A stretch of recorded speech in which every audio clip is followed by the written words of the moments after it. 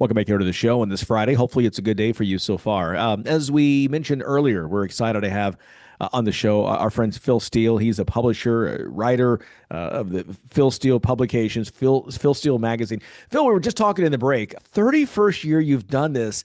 It's remarkable what a child prodigy you were to do this at start like age, what were you, 10, 11 years old when you started Yeah, this? yeah. Started at 10 and put out the first one. And, the magazine, amazingly, that first magazine we put out was black and white. It was on newsprint and it was about Yeah, 188 pages. We only covered 85 of the teams back then. yeah. This year we cover all 136. It's full color, two full pages, 360 pages this year. Wow. Wow. I remember that on the newsstands. And the thing is, because it was black and white, it really stood out. I don't know if that was part of the process or just a thing of just money wise, this was cheaper, but it's one of those things that as it's all like, wait a minute, this is a little different than all the color, the stuff that was out there. Yeah, it was definitely because it was cheaper. There's no doubt about that. It was, the cost was a big factor in those first couple of years. Yeah. Yeah. That's exciting. It's so cool. And to have done this all these years as our medium has evolved, so still do this. What's kind of the biggest change? You mentioned again 85 teams back then. Obviously, there are more Division One teams now. Things have changed. What is the biggest change you've seen over these last 3 decades with college football? Well, it's definitely what's happened the last 3 years with Yeah. NIL and the transfer portal has been massive changes there. And, I used to be able to go to the press in the month of May because I would start talking to the coaches in March when some of their spring practices were over and all through April and Mhm. into May. And then we could put the magazine out then. And you knew the rosters. There was no second transfer portal window. But now with the second transfer portal window, I don't start talking to the coaches until May because it ended at the end of April. Now I'm trying to cram 136 head coaches, and the calls take like an hour apiece, all Right. into the month of May. It actually spilled a little bit into June this year, and we put the magazine out the first week of June. But the good thing about the magazine, we came out 5 weeks after the transfer portal closed. So basically, anybody that was going to sign, signed. We've got all the right guys on the right teams. There were Okay. magazines on the newsstand while the transfer portal was open, for crying out loud. I'm not sure how you Oh, quite do that. yeah, how does that happen?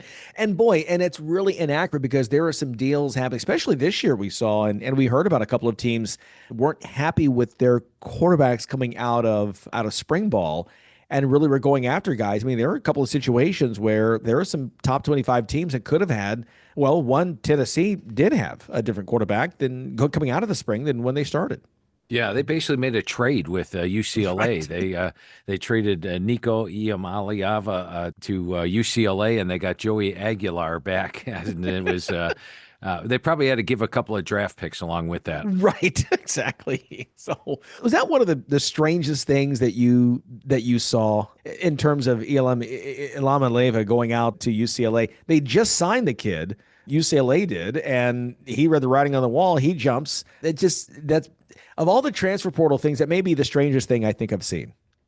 Yeah, it probably was. And something else I found interesting this year, Larry, was going through the rosters, the amount of kids that signed in the winter portal and left the team after the doggone spring portal. Now that's getting ridiculous. Yeah. Remember what it used to be? You had to sit out a year when you transferred. Now you don't even have to play for that team. You just come in and take your money in the winter and then leave after spring practice is over and go someplace else. Yeah, yeah, and you're taking 12, maybe 15 hours, but yeah, you can't be making academic progress, and that's my concern too. As kids, let's not lose the student part of student athletes with doing all this. Do you think now with house being settled, we have some guidelines? Do you think that we'll see some of that movement slow down a bit? How do you think that changes things moving forward? Yeah, I'm hoping that we go to one transfer portal window. I can Yeah, tell you, talking to the head coaches, they want one transfer portal window. And if we get one transfer portal window, Phil Steele is a happy camper because yeah, I don't have to worry about this massive changes in the magazine all in the last month of it, trying to rewrite 136 teams in 1 month and right. talk to all these head coaches. It was really a very hectic month of May. So hopefully that comes to fruition. And, the one thing I think you're going to look at, Larry, and I put out a blog on philsteele.com about it this week, was homegrown players. And if you look at some of the teams that aren't using the portal heavily, that are bringing in freshmen, turn them into seniors, even the last two national champs, Ohio State State, Michigan. Yes, they used the portal, but I mean, Ohio State had like 7, 8 portal guys. The majority of the team was homegrown. Same thing. Clemson won the ACC. Iowa State was in the Big 12 title game. Those are teams that did not focus on the portal. Heck, Army and Navy had massive years last year, and they had the team atmosphere. They didn't have the portal going on. So I think we're going to see teams. And in fact, when I talked to Coach Ferentz of Iowa, he told me that, I think we're going to start trending more towards just bringing in freshmen and not rely on the portal as much. There are some teams that, and I think to your point, we've seen a lot of this movement, but it's now a thing where it's the dollars, the numbers we're hearing, it's not sustainable long term, right? I mean, I don't care how deep a pocket your boosters have. At some point, I know there was the talk that this year we could have the first $40 million payroll or something. There was that number was out there. That seems exaggerated, but let's say even if it's half that, that's insane. It can't be sustained. And so you feel like at some point you're going to have to be able to retain and grow those players and keep them in-house. And I think that, and I use one example, is Illinois as a team I know everybody's high on.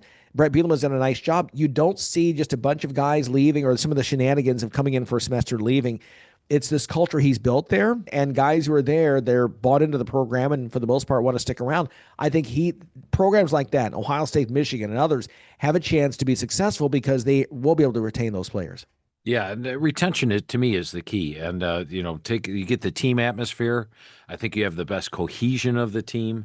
And like you mentioned, Illinois this year, wow, they are number 3 on my experience chart with everything they're bringing back from last season. I think this year's Illinois team is probably about a touchdown better than last year's Illinois team, which went 10-3. You're talking about a legitimate playoff contender. And part of the process is they're not completely turning over their roster. Look at Florida State. Florida State brought in a ton of transfers in 22-23, hit a lot of home runs. But then last year, they didn't hit the home runs in the portal, and they started out slow. And what happened was they didn't have that team atmosphere, that cohesion, and they sort of fell apart all the way down to 2-10. Maybe those players are starting to say, hey, where do I go next? They were all mercenaries brought in. And I think the team atmosphere is huge, and keeping your players is big. Yeah, yeah. And I think, and that's the thing, Mike Norvell didn't become a bad coach overnight, right? No, and he'll be good this year. I think they are my number 1 most improved team. They're going to get off to a better start. They'll stay together more, but I think that's the danger when you have a lot of portal guys out there. Yeah.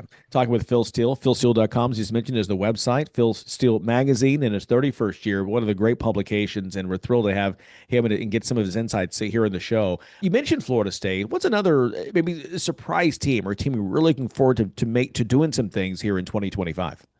One that's a real surprise is Oklahoma. They are my number 1 surprise team in the country, and they were just 6-7 last year. There was nothing wrong with the defense last year. They held opponents to 87 yards per game below their average. Number 6 in the country. They got 8 starters back. They have one of the best defenses in the country. Offense was the problem. They had 0 returning starters on the offensive line. And they lost their top 5 receivers at one point due to injury. Well, this year, they get the injured players back, like Deion Burks, an NFL prospect. They also add to the receiving core. The offensive line is now a veteran unit. They bring in Jade Knott, who was the top running back in the Pac-12 2 years ago, as the running back this year. He was banged up last year. And they bring in John Matera, quarterback, along with his offense coordinator from Washington State and Ben Arbuckle. So they now have an offense to go with the defense. Last year, they only had 3 SEC home games. This year, they only have 3 true SEC road games.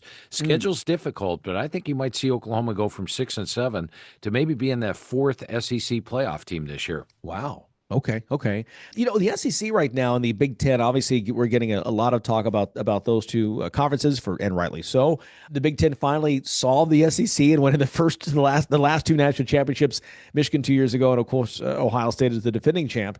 Do you see the SEC coming back this year, or what will it take, I guess, to get a Georgia or Alabama or a Florida in that final spot in the college football championship game? Yeah, they definitely have. I mean, they beat each other up during the course of the season. You look at like the 10th place team in the SEC. I got South Carolina, and South Carolina's a team that just missed the playoff last year.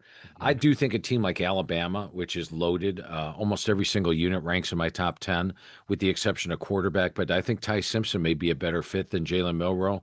Texas, loaded with talent. In fact, every unit's in my top units, and the weakest one is offensive line at 26. Every other unit's in my top 10. And then Georgia. everybody's sleeping on Georgia this year. Last year Georgia came in preseason #1, and their three toughest opponents were Alabama, Mississippi, and Texas. They had to play all three of them on the road, and they ended up losing two of them. Playing on the road's tough. This year, their toughest three opponents are Alabama, Mississippi, and Texas. They get them all at home. They haven't lost a home game between the hedges the entire decade. Last time they lost was 2019. Watch out for Georgia as well. I do think the SEC's up there, but I did pick a Big Ten team to actually win it all this year. And I'm not going to ask you who that is because we want people to go to the website and buy your magazine. We're not going to give that away. But speaking of the Big Ten, we discussed SEC, and I'm glad you said that about Georgia, that you're right, that nobody's talking about them. And again, they're not a team that did poorly. They made the playoff, just didn't win in the playoff. But the Big Ten, like you said, you've got Penn State there, Ohio State. We just today, the story just comes out. Michigan is avoiding a postseason ban, but a pretty big fine. Lost of 2 years of postseason football revenue is the report right now. This all going back to the sign stealing stuff back in the day. But Big Ten, who do you like in the Big Ten right now? I think you got three main teams at the very top that are going to contend for that top spot, and that is naturally Ohio State. You got Penn State, and you got Oregon. And then to me, it comes down to who's going to grab that fourth playoff spot. And battling for that fourth playoff spot, I think, are probably five teams. You've got Michigan, which you talked about. You got Illinois, naturally, Indiana, which was in the playoff last year. USC, a sneaky team up there because, at one point last year they were 6-5, but they could have been 11-0. They had like five really close losses during the year. Penn State, they led the entire game, ended up losing in overtime. Michigan, they gave up a fourth and goal at the end of the game and lost.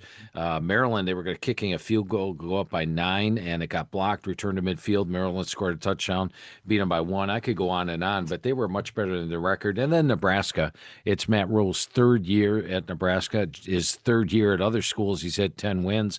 And this year they don't play Oregon. They don't play Ohio State. They don't play Illinois. And they don't play Indiana. So that's four of the big teams of the Big Ten that they avoid. Watch out for Nebraska. I think Dylan Raiola is going to have a much better year his second year as a starter.